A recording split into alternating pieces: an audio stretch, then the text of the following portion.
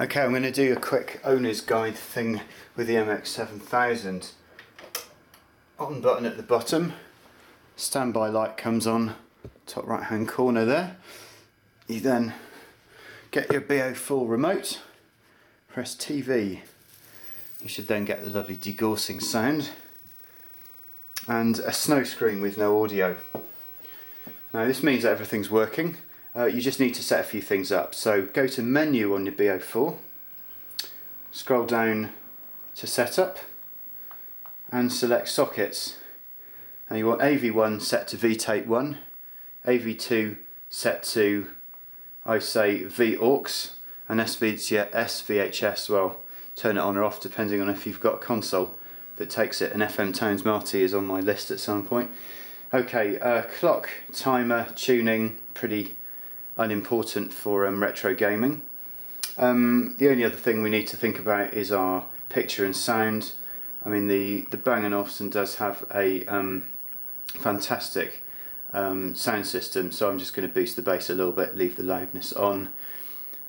Picture, you do find that you need to tweak this a little bit. You know, I always give it a bit more contrast and a bit less brilliant, so those are slightly tweaked settings for me. The other thing you might want to do is go into your service menu, so you press menu 1 go.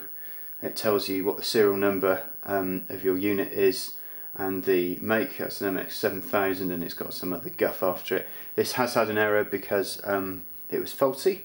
Don't know what 8C is. These are your service menu settings.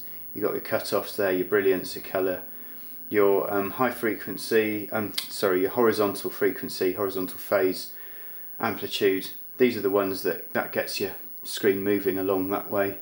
Horizontal amplitude is your size, vertical amplitude is your size that way, and your vertical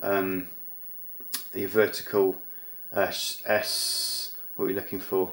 Shift is your vertical position. Okay, that is that's a geometry setting. And then you've got things like linearity, east-west corner, east-west parabola, east-west tilt, and various other things that don't really do very much. So those are your basic settings for getting your Bang & Olufsen fired up.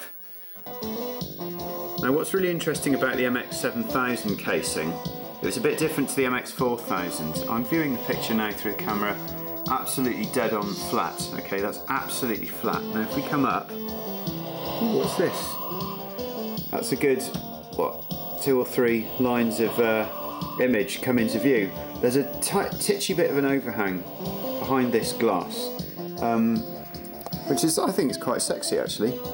So you can kind of look over the edge and see all of your picture, and it happens at the top of the screen as well. So what's the picture quality like? Well, hopefully you should be able to see. It's really, really good. Okay, next in our ultimate nerdery, we're going to measure the screen size.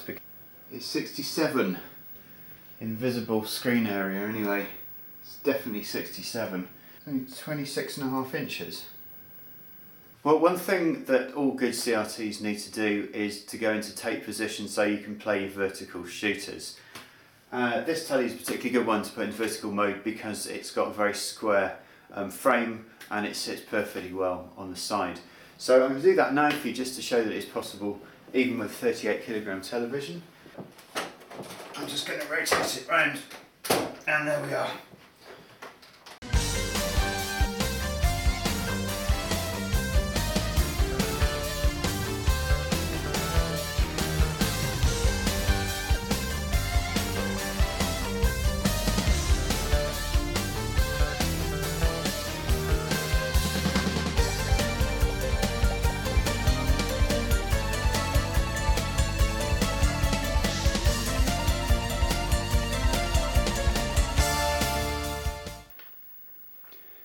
What's absolutely weird and incredible about this game is although it's actually playing it in 480i, which you might be able to see there are no scan lines at all, they're a very flickery scan line. So what I'm going to do is de-interlace this with another one of the Bang & Olufsen's fantastic features.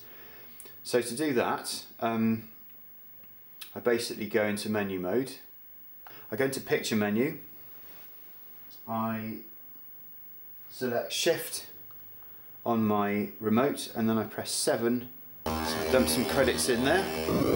You see that now? I've got scan lines and that's as it would have been in the arcade.